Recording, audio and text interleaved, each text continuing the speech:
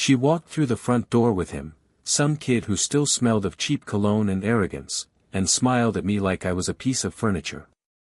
Then she said the words that shattered everything I thought I knew: "You should find someone too." Just like that. No shame. No hesitation. She tossed me aside with the same carelessness she used to throw away old shoes, as if years of love and sacrifice could be replaced by a fresh face and a younger body. He stood there, half grinning, half awkward, like he knew he didn't belong but enjoyed the thrill of it anyway. And me? I sat frozen, my coffee still steaming on the table, trying to understand how the woman who once whispered promises into my ear could so casually invite betrayal into our home. She thought I'd crumble. She thought I'd sulk, beg, or drown in self-pity. What she didn't realize was simple: I don't play small. If she wanted me to find someone too, then fine. But I don't chase boys. I play with bigger fish. I used to think we were unbreakable. 5 years together, 3 of those under the same roof. I can still remember the night we decided to move in, how she twirled the key between her fingers, laughing, "This is it, our first kingdom." She always had that way of making ordinary things feel bigger than they were. And me? I believed her. Every word, every promise. We weren't rich. I worked long hours at a job I didn't love, but it paid steady. She wanted to go back to school, chase her dreams, and I told her I'd carry the load until she could. That was never a question. When you love someone, you sacrifice. At least, that's what I thought love meant. Our mornings were sacred.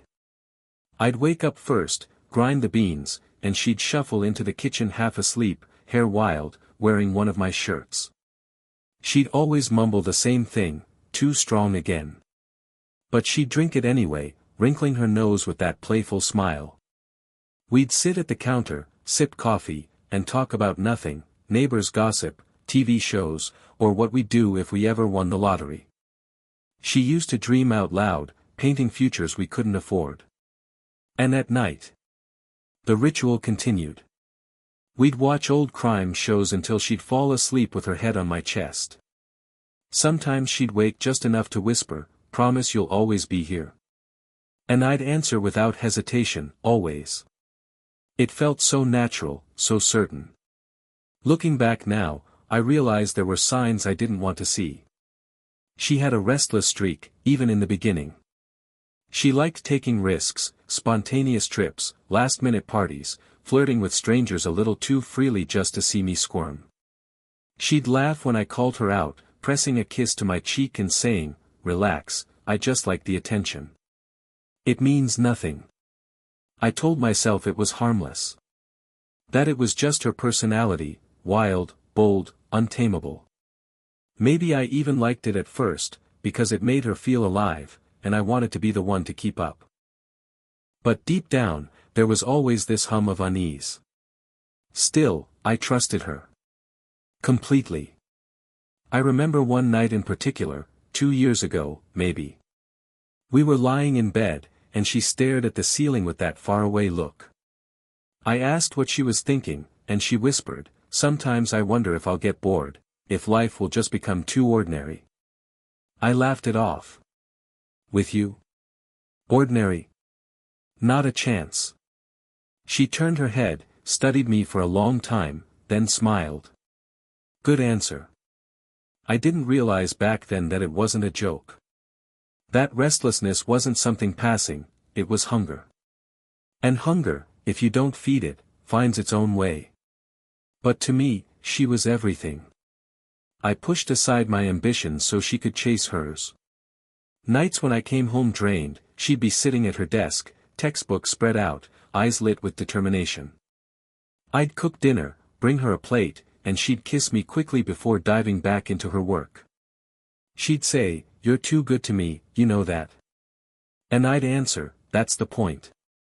Because back then, I believed love was about giving more than you take. Even when her restlessness showed in sharper ways, the way she dressed up to go out with friends, how she'd stay out late and brush it off with vague stories, I buried the doubts. She always had a way of disarming me with a smile, a kiss, a joke that made me feel foolish for questioning her. There were nights when she'd come home and collapse into bed, smelling faintly of perfume that wasn't hers. I told myself it was just a crowded club, someone else's scent clinging to her clothes. I chose to believe her excuses, because believing was easier than doubting.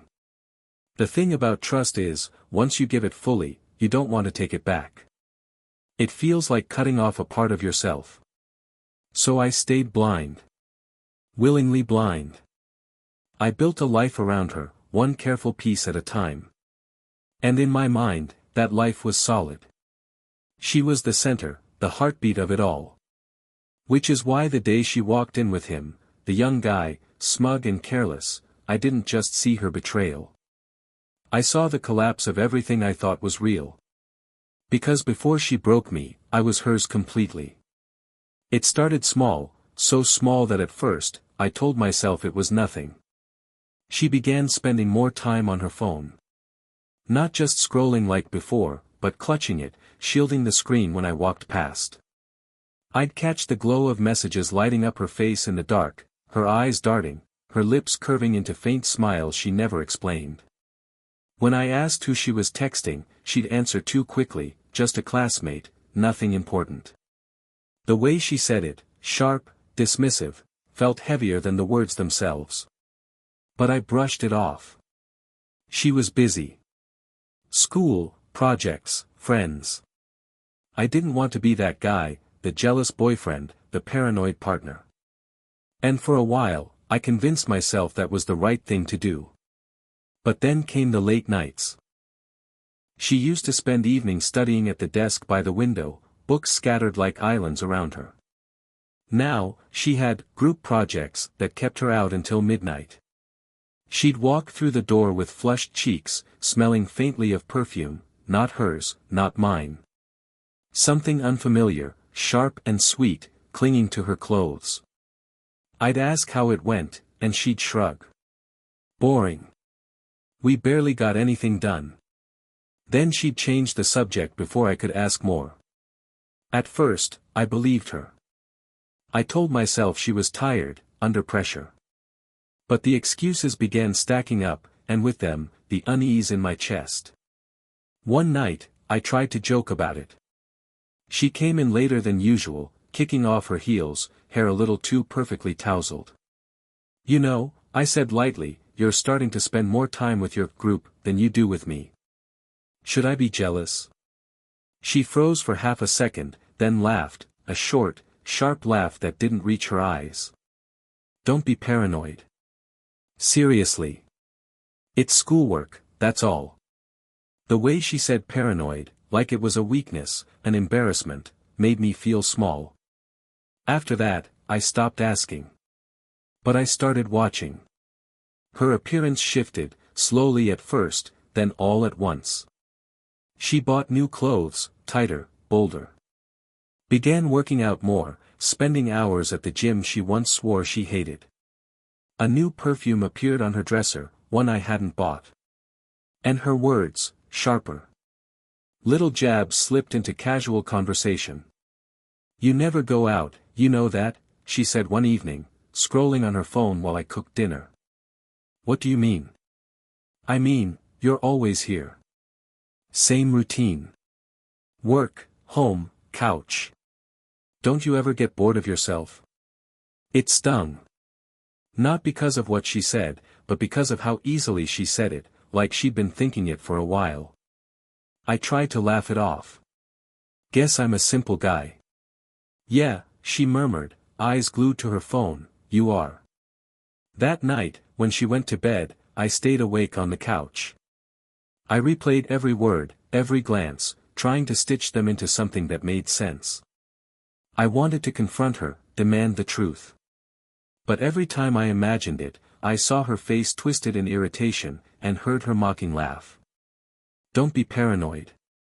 So I kept swallowing it down. The lies piled higher. She'd say she was at the library, but her shoes were dusty, not the clean floors of the campus library. She'd claim she was grabbing coffee with a friend, but I'd spot the faint smear of lipstick on her wine glass when she came home. Not her shade, someone else's. And yet, I stayed silent.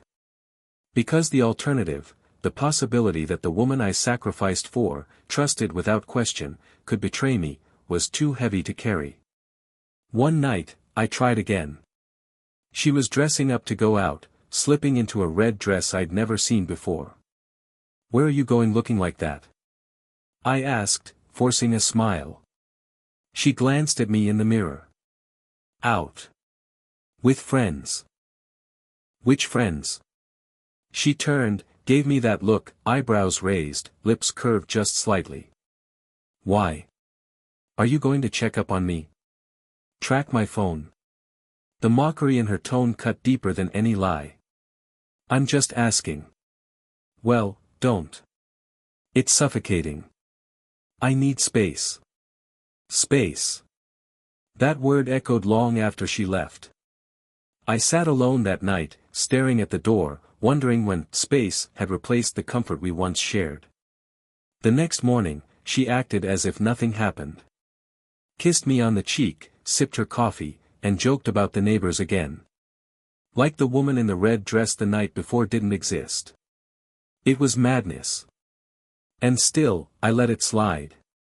Because every time doubt screamed in my head, my heart whispered excuses. She's tired.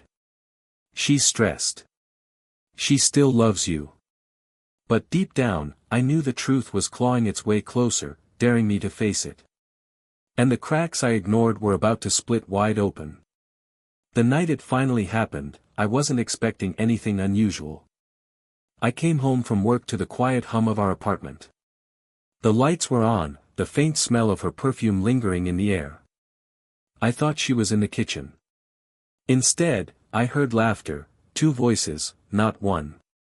Hers, unmistakable, and another, younger, sharper, full of that cocky energy I hadn't heard since college parties. I froze at the door. My chest tightened, but my feet moved anyway. I walked in and there he was. A kid. Couldn't have been more than 22. His sneakers still looked fresh off the shelf, his shirt a size too small to show off a gym-built chest. He sat on my couch, in my home, with a beer in hand like he belonged there. And she was standing beside him, one arm draped across the back of the sofa, smiling at me like this was the most natural thing in the world. "Oh, you're home," she said, casual as a weather report. "This is Ryan." "Ryan." He gave me a nod, more smirk than greeting. I didn't answer. Couldn't. My mind was scrambling, words falling apart before they could leave my mouth. She tilted her head, watching me, almost amused at my silence. Then she said it, the line that burned itself into me like acid. "You should find someone too." The room spun. I swear it did. "What?" My voice cracked, weak. "You heard me." She crossed her arms, still smiling. "Look, don't act so shocked. People do this all the time. We're not kids anymore. Relationships evolve. I still love you, but I need more. We both do." Ryan chuckled under his breath, sipping his beer. I stared at her, then at him, then back at her. My hands were shaking, though I didn't want her to see it. "More." I finally managed. "This is your idea of more. Don't be dramatic." She rolled her eyes, as if I was the one being unreasonable. "You've been so dull lately. Work, home, sleep, repeat.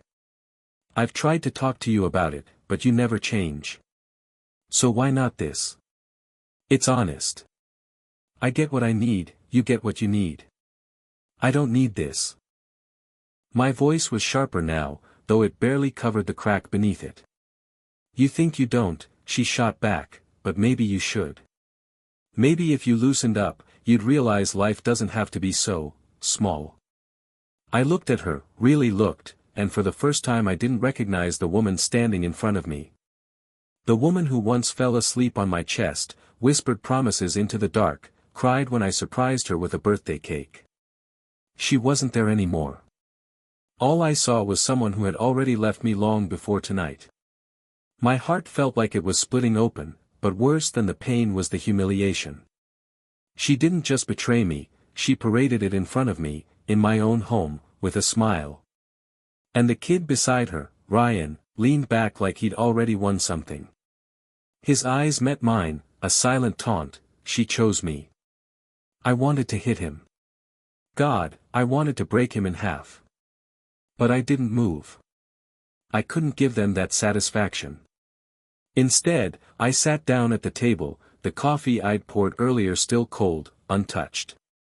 My hands gripped the mug so hard my knuckles went white. "You're insane," I whispered. "No," she said softly, almost kindly, like she was explaining something to a child.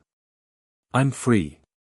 And you could be too, if you stopped clinging to the idea that love means ownership." I laughed then, a bitter, hollow laugh that didn't sound like me. "Ownership? That's what you call loyalty now?" She flinched, just a little, but her smile returned quickly. "Loyalty to what? To be miserable?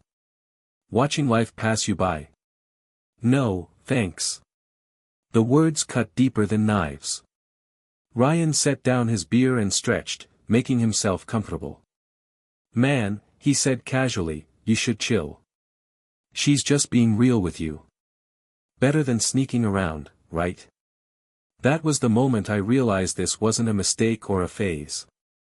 This was calculated. She wanted me to see it. She wanted me to sit there, humiliated, and accept it as the new normal. And maybe a part of her expected me to break, to scream, to throw things, to beg her not to leave. But I didn't give her that. I swallowed every burning word, every jagged shard of heartbreak tearing through me.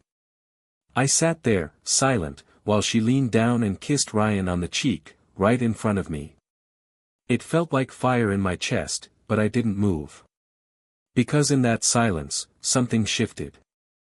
The power she thought she had, the control she flaunted, only lasted as long as I let it.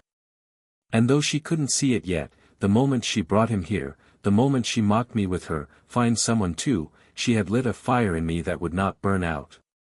But she thought she had one. She thought I was small, broken, replaceable. She thought she was untouchable.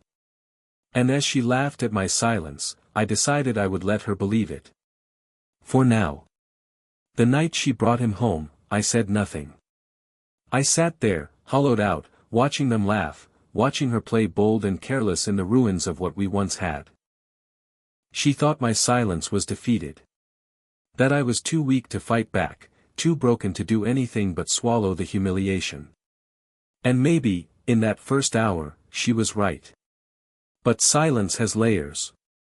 Sometimes it's surrender. Other times, it's calculation. The next morning, I woke up before her. She was sprawled across the bed, makeup still smudged, the faint smell of cologne that wasn't mine clinging to the sheets. I stood there, staring at her, and something in me clicked into place. If she wanted me to play, then fine. I would play. But I don't play small. From that moment, I stopped reacting. I stopped asking questions. No more pleading, no more accusations, no more cracks for her to pry open with her laughter and gaslighting. I gave her nothing. And that nothing unsettled her more than my anger ever could. At breakfast, she studied me over her coffee. "You're quiet," she said. "Just tired," I answered. My voice was calm, steady. She tilted her head, waiting for me to break, to ask, to fight. But I didn't. I chewed my toast, sipped my coffee, and left for work like nothing had changed. But inside, everything had. The transformation didn't happen all at once. It crept in, like frost across glass. My thoughts sharpened, my emotions froze. Heartbreak calcified into strategy. I started watching her, not with the desperation of a betrayed man, but with the patience of a predator. The late nights, the phone calls, the perfume, patterns began to form. I stopped looking for explanations, stopped hoping for answers. I already knew what she was. All I needed was the right way to dismantle it. The plan began in fragments. Half-formed thoughts scribbled on scraps of paper I burned afterward. Names, places, connections. If she wanted to flaunt her recklessness, I would answer with precision. I didn't chase after flings or petty affairs. That's what she expected. She wanted me to scramble, proving my worth by copying her games. No. I would go bigger. And I already knew where to start. There's a man I used to work for, Victor. Older, sharp as broken glass, with eyes that never smiled even when his mouth did. He wasn't just wealthy, he was powerful. The kind of power that seeps into everything without being named. I'd done some contract work for him years ago, before I settled into my steady job, and I walked away from it because it scared me. Now, I needed that fear. It took me a week to make contact. A quiet message through an old channel, a meeting set in a place where walls didn't echo. When I saw him again, he looked exactly the same, immaculate suit, hands heavy with rings, a smile that promised both fortune and ruin. "Well," he said, his voice smooth as oil, "look who's come crawling back. I thought you traded the game for love and white picket fences." "Love's dead," I said flatly. His smile widened. "Then maybe you're ready to work again." I didn't tell him everything. Not yet. Just enough to plant the seed. That I wanted in. That I was done playing small. He didn't ask many questions, Victor never did. He just watched me with those cutting eyes and said, "Be careful what you ask for." Careful. That word didn't exist for me anymore. Back home, the act continued. I played the quiet partner, the detached shell. She mistook it for defeat. She'd strut in late, smelling of bars and sweat, and I'd simply nod, ask nothing, offer nothing. Once, she snapped at me. "You don't even care anymore, do you?" I looked up from my book, held her gaze. "Why should I?" She blinked, thrown off. For the first time, it was her silence filling the room, not mine. That was the shift. She thought she had the power, but every day I took it back piece by piece, without her even realizing. Of course, there were close calls. One night, I left my phone unlocked on the counter, forgetting I'd just deleted a string of encrypted messages from Victor. She picked it up absent-mindedly, scrolled, frowned. "Why's your inbox empty?" she asked. "Cleaned it out." I took the phone calmly, slid it into my pocket. Too many spam messages. She studied me, suspicion in her eyes. For a moment, I thought she'd press, dig deeper. But then her phone buzzed in her hand, and she smiled at whoever was on the other end. Just like that, her curiosity vanished. Another time, I came home with a faint bruise on my knuckles from a late-night meeting that got physical. She noticed immediately. "What happened to your hand?" "Work accident," I said. She smirked. "You getting your hands dirty? Please." Then she laughed and walked away. Let her laugh. Every doubt she ignored became another weapon in my pocket. The more she flaunted her betrayal, the colder I became. She thought it meant I was numb, broken, harmless. But inside, I was building something she couldn't see, couldn't imagine. Victor gave me access, to resources, to people, to a world she couldn't dream of touching. I listened, I learned, I absorbed everything like a sponge. I didn't need to know yet how I'd use it against her. All I needed was the weight of it, the threat of it, the certainty that when the time came, I'd strike from a place she never expected. At night, when she came home giggling on the phone with Ryan or whoever else, I lay awake, staring at the ceiling, whispering to myself. If she wants me to play, then I'll play. But I don't play small. And the longer she thought she was winning, the sweeter the fall would be. The night I decided to end it, the air felt different. Cold, sharp, electric. She thought it was just another evening. She came home late, her heels clicking on the hardwood, Ryan trailing behind her like an eager puppy. They were laughing about something, some joke at my expense, probably. I didn't care. Laughter is loudest before the silence. I was already waiting at the table. 1 glass of whiskey. 1 envelope. And a smile she hadn't seen from me in months. She stopped in the doorway when she saw me. "What's this?" Ryan looked uneasy. Maybe he felt it, the heaviness in the air. Predators can always smell the storm before it breaks. "Sit," I said. My voice was calm, steady. Too steady. She arched a brow, smirking like this was another one of my pathetic attempts to assert control. "And if I don't? Then you'll miss the show." That caught her attention. She exchanged a look with Ryan, then sank into the chair across from me. He followed, still trying to look tough, but his hands fidgeted in his lap. I slid the envelope across the table. "Open it." She hesitated, then tore it open. Photographs spilled out, her and Ryan at bars, her slipping into his car late at night, her laughing in his arms outside a hotel. Her smirk faltered. "You've been following me?" "No," I said, sipping my whiskey. "Other people have." Her eyes flicked to Ryan, then back to me. "So what? You think you can shame me with this? You think I care?" I leaned forward, my smile cutting through the dim light. "I don't care if you care." "He does." The door opened then, right on cue. Victor stepped inside, flanked by 2 men in dark suits. The air shifted instantly. Ryan went pale, recognition flickering in his eyes. Victor's smile was thin, dangerous. "So this is the boy causing all the noise." Ryan stood, stammering. I don't know who you are." "You don't need to." Victor's voice was velvet over steel. "But you should know this, you've been playing in waters far too deep for you." The color drained from Ryan's face. He glanced at her, panicked. "What's going on?" She looked between us, confusion hardening into fear. "Wait, you know him?" I leaned back, savoring the moment. "Oh, I know him. And he knows me. Unlike you, I don't waste my time with children. I align myself with bigger fish." Her breath caught. "What did you do?"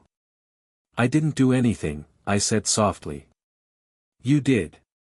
You gave me every weapon I needed." Victor placed a thick folder on the table, heavier than the envelope.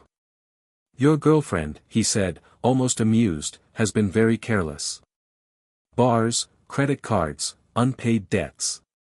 She's left a trail a mile long. And thanks to our friend here," he nodded at me, "we now own every piece of it." She grabbed the folder, flipping through page after page of records, photographs, statements.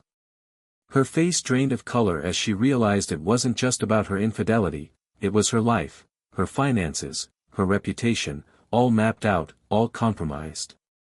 "You can't, this is illegal." Victor chuckled. Illegal is such a small word in such a big world. Ryan tried to stand again, but one of Victor's men placed a firm hand on his shoulder, forcing him back down. He didn't move after that. I watched her panic unfold, the way her bravado cracked, the way her hands trembled as she clutched the folder. For months, she had laughed at me, flaunted her betrayal, treated me like I was nothing. Now, she couldn't even see my eyes. "You thought I'd drown in your shallow games," I said quietly. "You thought I'd beg, break, fade away. But I don't play small. You wanted me to find someone too. Well, I did. And he's bigger, stronger, and far more dangerous than your boy here." Tears welled in her eyes, the first I'd seen in years. "Please, you don't have to do this." "Don't I?"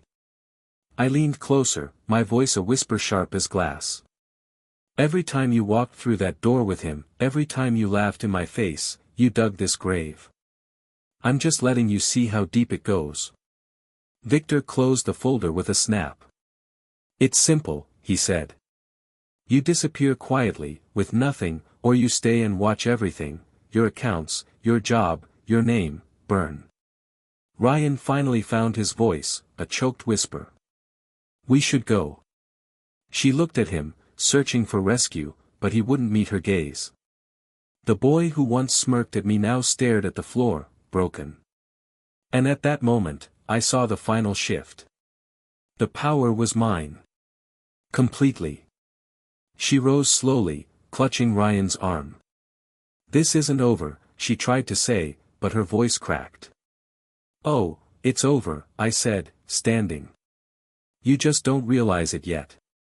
They left together, stumbling out into the night, their laughter gone, replaced by silence.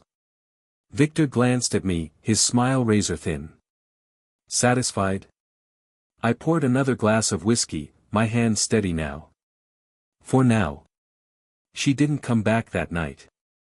Not the next one either.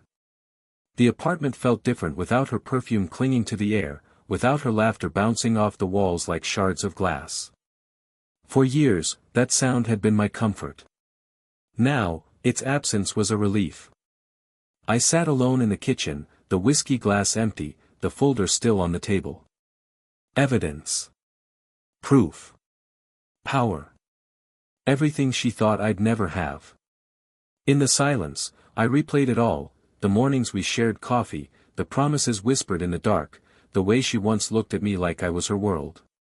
Then the shift. The late nights. The perfume. The boy.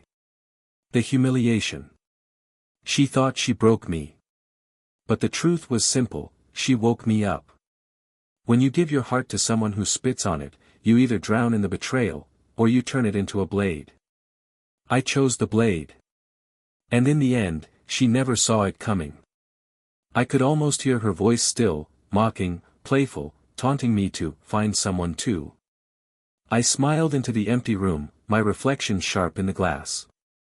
She thought I'd drown in her shallow waters. But I swim with sharks.